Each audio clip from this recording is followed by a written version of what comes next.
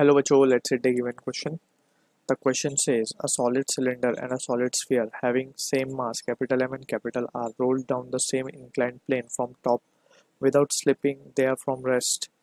They start from rest. The ratio of velocity of the solid cylinder to that of solid sphere with which they reach the ground will be. Option A given है under root 5 by 3, option B under root 4 by 5, option C under root 3 by 5, option D under root 14 by 15. So for this question, जो key concept यहाँ पे we will be using as the concept of pure rolling on inclined plane.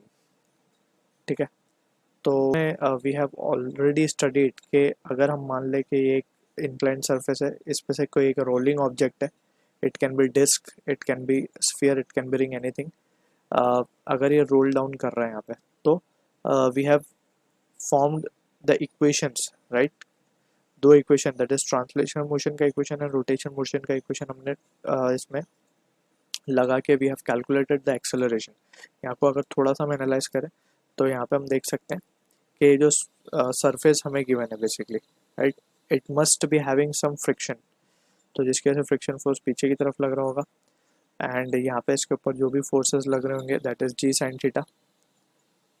तो उन forces को solve करने के बाद and also the rotational that is torque का इक्वेशन सॉल्व करने के बाद हमें एक्सेलरेशन की वैल्यू मिलती है. That comes out to be g sine theta upon 1 plus k square by r square. हम जनरलाइज लिख रहे हैं इसको, k is the radius of gyration. अब अकॉर्डिंगली जो भी हमारे पास रोलिंग बॉडी होगी उसके लिए के की वैल्यू हम चेंज करते जाएंगे. सो ये इस ए एक्सेलरेशन से नीचे आ रहा होगा, ठीक है, रोल करता हुआ, प्योर रोलिंग है. तो ये जो कॉन्टेक्ट सरफेस में है basically, contact surface has to be at rest with respect to the inclined plane. ठीक है, that is what the condition for pure rolling. ये सब हमने ऑलरेडी पढ़ा हुआ है, just we need to keep the results in mind. तो यहाँ पे ये एक्सेलरेशन से ये नीचे आएगा रोल करता हुआ. अब हमें एक चीज़ पता करनी है कि ये जब यहाँ पे पहुँचेगा बॉटम पे तो इसकी वेलोसिटी क्या होगी. तो इसकी वेलोसिटी कैलकुलेट करने के लिए we can use the second equation of third equation of motion that is v square equals to u square plus 2as. अच्छा, यहाँ पे जो टर्म एक्सेलरेशन का टर्म जो हमें मिला था that is a constant term. हम देख सकते हैं इसकी वैल्यू कांस्टेंट होगी तो we can apply the equation of motion. So यहाँ पे अगर हम देखें तो it is starting from rest, so ये टर्म जीरो. सो वी की वैल्यू क्या हो जाएगी, अंडर रूट ऑफ 2a हमारे पास g sine theta, right, two s divided by 1 plus k square by r square. ठीक है, अब s को हम अलग अलग वैल्यूज से कैलकुलेट भी कर सकते हैं. अगर हमें थीटा नोन है तो ये s होगा बेसिकली, राइट. ये वाला डिस्टेंस जो होगा, ये जो नीचे चल के आएगा इंक्लाइन पे, इट विल बी s. और अगर हम इसको h मान लें तो यहाँ पे s की जगह पे we can substitute sine theta will be opposite upon hypotenuse, यानी h बाय s. तो s की जगह पे हम लिख सकते हैं h बाय साइन थीटा.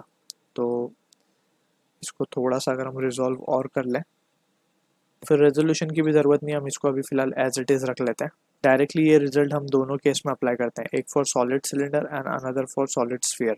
तो पहले सॉलिड सिलेंडर के लिए हम देख लेते हैं. तो solid cylinder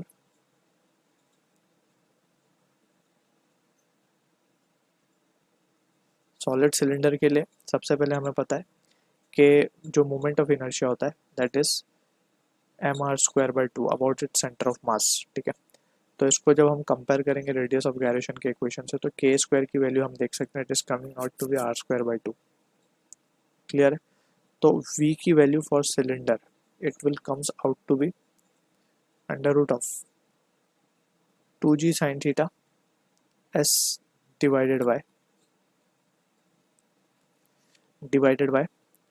1 plus r square by two लिखेंगे तो आर स्क्वायर कैंसिल, तो 1 बाई टू. सो इसको थोड़ा सा अगर हम रिजॉल्व कर लें तो it will be under root of 4g sine theta s upon 3.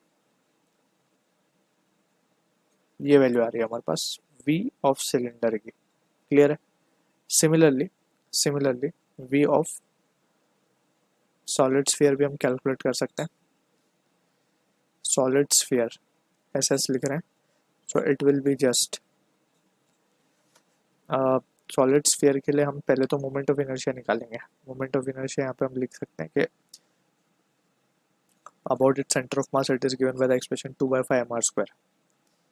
तो इसको भी कंपेयर करेंगे mk² से, तो k² की वैल्यू क्या देगी, √2/5 या सिंपली 2/5 r²। ठीक है ना। तो इसको भी जब हम यहाँ पे सब्सटीट्यूट करेंगे तो it becomes 5g sin theta s divided bye नीचे जो टर्म मिलेगा हमें वो मिलेगा 1 + 2/5 सॉरी 5/7 ये मिलेगा। ठीक है। तो अब इन दोनों का रेशियो ले लेंगे, v of cylinder v of solid sphere. तो finally we can say therefore v of cylinder upon v of solid sphere will be equal to, यहाँ से हम देख सकते हैं g sin थीटा s तो कैंसिल हो जाएगा दोनों तरफ से, so it will be just 4/3 into 7/5। तो ये आ रहा है हमारे पास 28/15।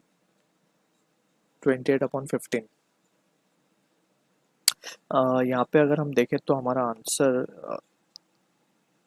यहाँ पे एक छोटी सी मिस्टेक हुई है, यहाँ पे 10 आएगा नॉट 5, क्योंकि यहाँ पे 2 ऑलरेडी है और 5 ऊपर जाएगा तो 5 2 ज़ा 10, राइट। नीचे एक्चुअली क्या हो रहा था 1 + 2/5, तो 7/5 5 ऊपर गया तो this will be the case. So यहाँ पे आएगा 10/7, तो नीचे आएगा 10। ठीक है। तो यहाँ पे जब हम 10 सब्सटीट्यूट करेंगे सो इट विल बी 28/30। 28/30 का मतलब है 14/15। So this is the answer for the question, जो कि मैच हो रहा है हमारा ऑप्शन डी के साथ। So I hope you understood the solution. All the best.